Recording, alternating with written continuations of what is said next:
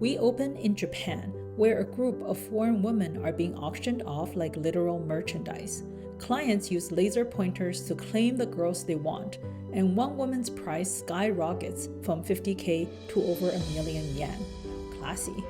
Just as one woman screams and struggles, a masked man storms in and punches a suit-wearing creep square in the jaw. His crew tosses smoke bombs like it's Mario Kart, and chaos erupts. The masked man unleashes a flurry of fists and feet. It's a one-man demolition derby. In seconds, the bad guys are down. His mask falls. One goon, trembling, asks, "Who are you?" But before he can finish the sentence, bam, another knockout punch. This is Doji, our vigilante cabbie with fists of fury and a heart of justice. He and his team, they run Rainbow Transport, a revenge-for-hire service for victims who've been wronged and can't fight back. Cue to earlier, Commander Zhang gets a distressed call from a woman named Lee Su. She's on the run, but before she can give her location, her pursuers catch up. 10 days ago, she was kidnapped and locked in a house. Today, she smashed a window and escaped, only to be swept ashore by waves, clutching a bottle. Not just any bottle, it's a Rainbow Transport beacon, a message in a bottle for the desperate. Lee Su calls the number. The line cuts out. Commander John knows she's in danger and alerts the team. Doji gets the call. He casually slides open a file cabinet, presses a hidden switch, and descends into a secret underground layer via elevator. Because of course he does. At HQ, the team gathers. John explains, after the call dropped, he flew to Japan and found Lee Su's student ID in the phone booth. That's how they got her name. To investigate, Doji goes undercover as a teacher at her school. He questions the class president, who says Lee Su signed up for some sort of a learning camp. Meanwhile, John visits Lee Su's grandma's restaurant. Grandma says she was supposed to transfer to a boarding school. 2 stories, 0 overlap. Something's off. Doji notices a nervous girl lurking outside the classroom. After some gentle coaxing, she spills. A while back, she introduced Lee Su to a mobile game where you earn 5,000 won per level. Easy money, right? Lee Su, desperate to pay for her grandmother's cataract surgery, gets hooked. But the more she plays, the more she loses. Then the game offers advance points, basically shady microloans. She clicks agree without reading the fine prints. Classic mistake. Soon, 2 thugs show up, shove Lee Su and her friend into a car and demand repayment, with interest. When Lee Su can't pay, they ask her to recruit classmates into the game. That's when she realized her friend was also a victim, and she was just the next pawn. Lee Su refuses to drag others down, so the thugs offer a deal. Go work in Japan for a month, and the debt disappears. Out of options, she agrees. Her friend tries to go with her, but her dad finds out and confiscates her phone, so Lee Su is taken alone. The Rainbow team is furious the criminals are targeting bright-eyed students. They vote on the cause, and it is unanimous. Mission accepted. Doji dons his signature sunglasses, hops into his iconic 5283 taxi, and rises from the underground garage like Batman with a meter. The rest of the team follows in a separate car. Hacker Go-young is in the back, already working her tech magic. Go-young meets with Lee Su's friend and gets the game link. She plays and intentionally loses everything. The thugs bite. They offer her the same Japan trip to clear her fake debt. Using the info they gave her, Go-young traces the game to a Japanese company backed by a shady private lender. She follows the thugs to the port, disguised as a tourist, as the team shadows her. Once in Japan, Doji follows in his taxi. The thugs lead them to a shady brothel. Go-young, wearing a hidden camera necklace, records everything, until she's shelved into a room and her signal cuts out. The team realizes the building has a signal jammer, so Doji kicks down the door and takes out the guards like he's in a John Wick spin-off. Inside, Go-young had already handled the last guy. They find a room plastered with photos of different girls and piles of their luggage. It's clear Lee Su isn't the only victim. Doji ties up a staff member and demands answers. She only knows that a car comes by to collect cash. Luckily, Go-yeon snapped a photo of the license plate. They track the car to a new location and find themselves surrounded by a gang of loud, laughing thugs. Goji goes full method actor and transforms into a flashy, arrogant rich boy. Think sunglasses indoors, designer shoes, and a wallet that screams daddy's money. He struts into gang territory and starts picking fights like it's a sport. The gang takes the bait and sends out their prized sumo fighter to teach him a lesson. Spoiler, the sumo guy gets folded like laundry in 3 moves. Doji, ever the drama queen, whips out a marker and writes his number on the guy's back, demanding compensation for his ruined luxury shoes. The game boss, Matsuda, sees the footage and is intrigued. Who is this cocky lunatic who punches like a freight train? He orders his men to bring Doji in. Turns out, the gang runs monthly fight clubs to recruit elite bodyguards. Doji's plan is working. Step 1, get hired. But just as he's making progress, a man tails him and flashes a badge. He's from the Japanese Public Security Bureau and he wants a word. At the station, Doji is grilled about his identity. Meanwhile, Commander Jung pulls strings and fakes a backstory. Doji is a Korean taxi driver who trained in Japan. Totally legit. The cops aren't buying it. They take him to the roof for a private chat. One officer reveals he's with Interpol and spills the tea. They're investigating the same gang.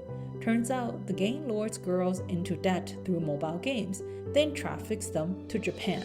The sumo guy that Doji KO'd, he's their undercover agent. Oops. Now they want Doji to take his place. He's skeptical, but after a team vote, they agree. If it means finding Lee Su's faster, it's worth the risk to work with the police. Just then, the gang calls. Matsuda wants to meet. Doji walks into the lion's den. Matsuda gives him a new pair of shoes, identical to the ones that were ruined, but demands a finger in return. Doji declines. Matsuda sends in dozens of goons. Doji wipes the floor with them like it's just a warm-up. Suddenly, Interpol raids the place. Doji and Matsuda flee together. On the run, Doji throws in some spicy insult. Matsuda, furious, challenges him to a duel. They brawl on train tracks, both collapsing into a dramatic tie. Matsuda, impressed, offers Doji a job as his personal bodyguard. Doji declines, not yet. Meanwhile, Go-yeon digs through Matsuda's company but finds nothing. Everything's analog. Doji suspects Matsuda keeps his secrets close. Maybe on his body even. That pendant around his neck? Probably a key. Interpol approaches again. This time, Doji agrees to go undercover, but he wants backup. With a cop posing as a random bystander, Doji stages a stage fight, slamming the cop onto a car. Matsuda watches from a window, delighted.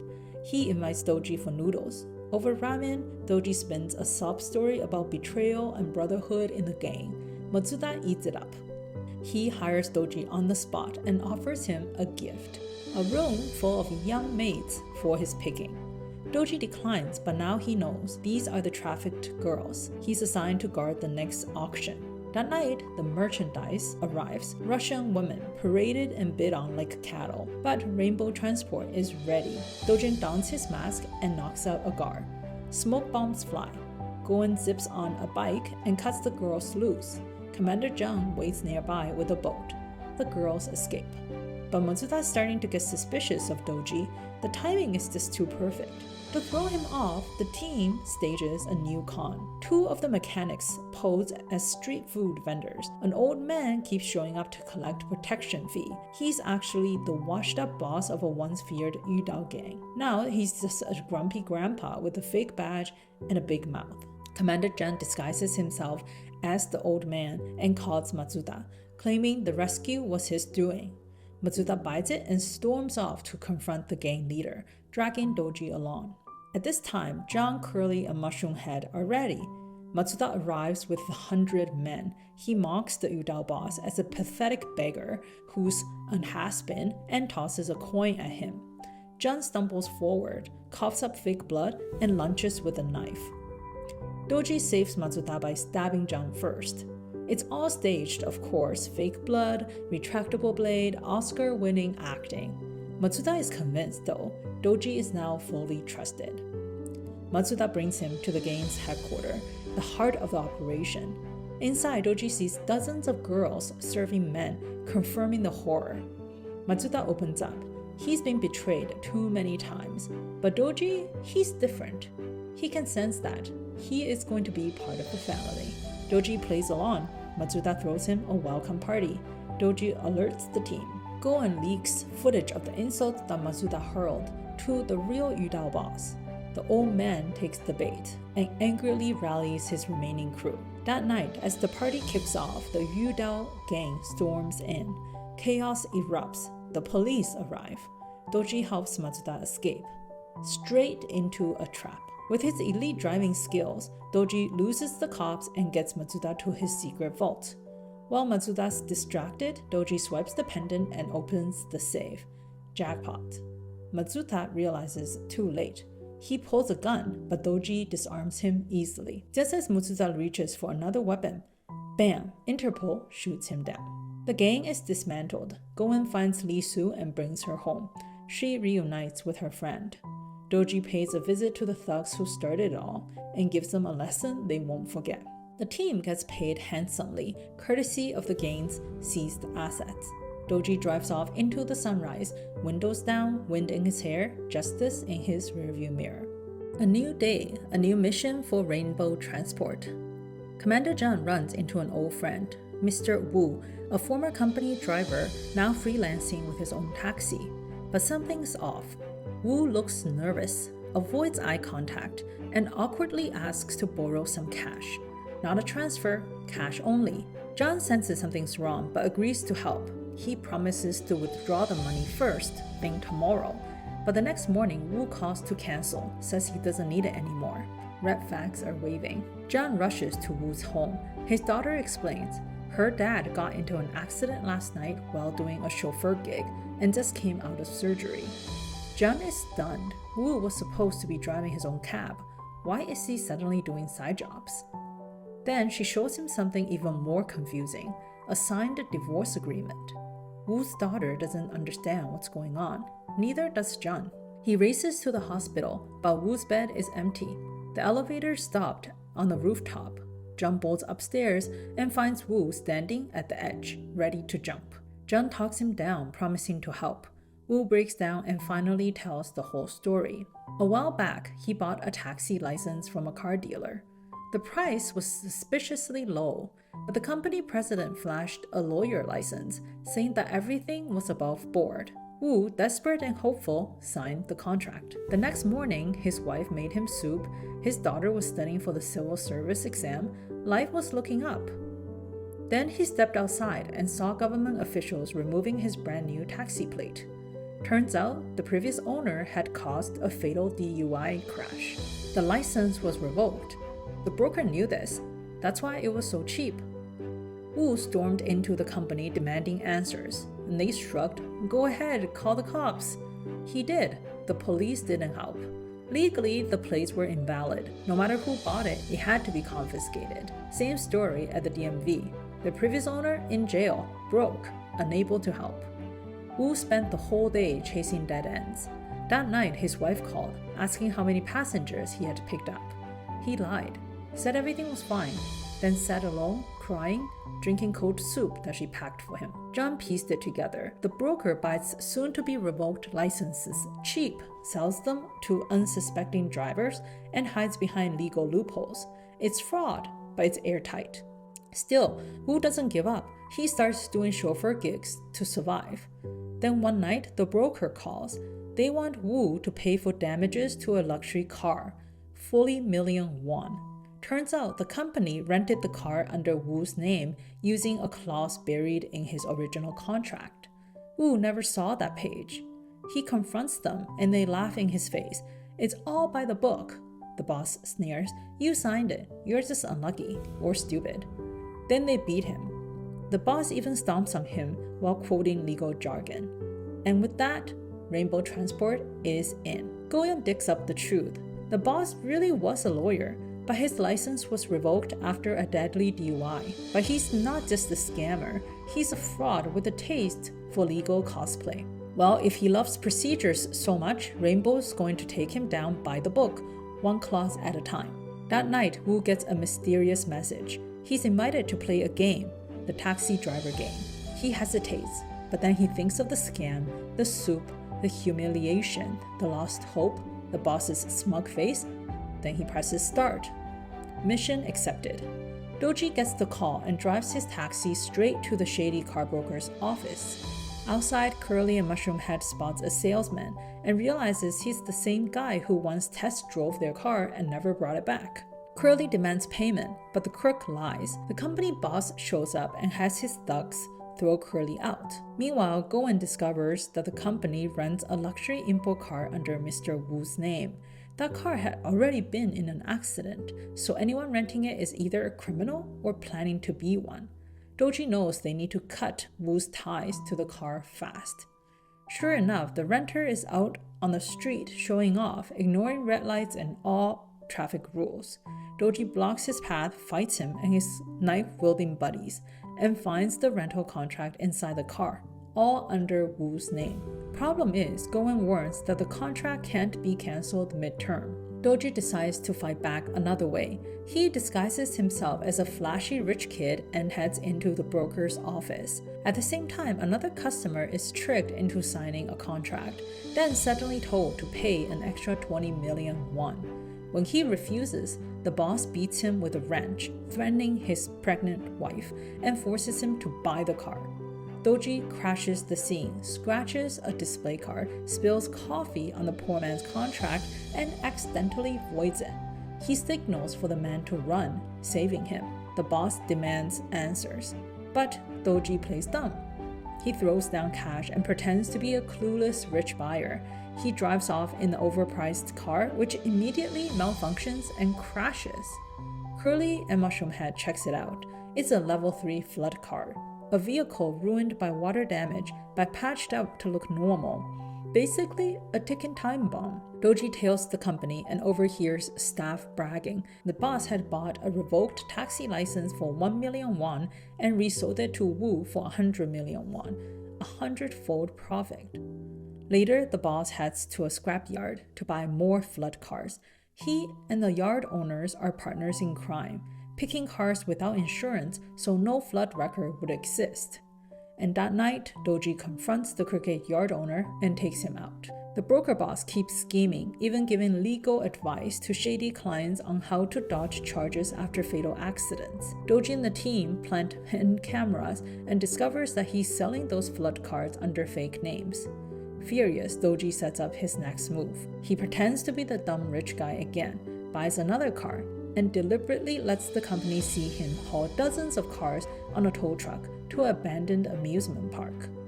Inside, he stashes large amounts of cash in a machine, making the boss curious. The boss tries to crack the machine to take the money, but fails. Suspicious, he orders his men to grab Doji next time he shows up. And sure enough, when Doji returns, the staff swarm him and he's kidnapped. Willingly, of course. The boss threatens to give Doji a good beating. He pretends to give in, claiming he's found a rich client who wants 100 used cars and will pay him plus commission. The staff search him and find a contract showing he's already bought 30 cars.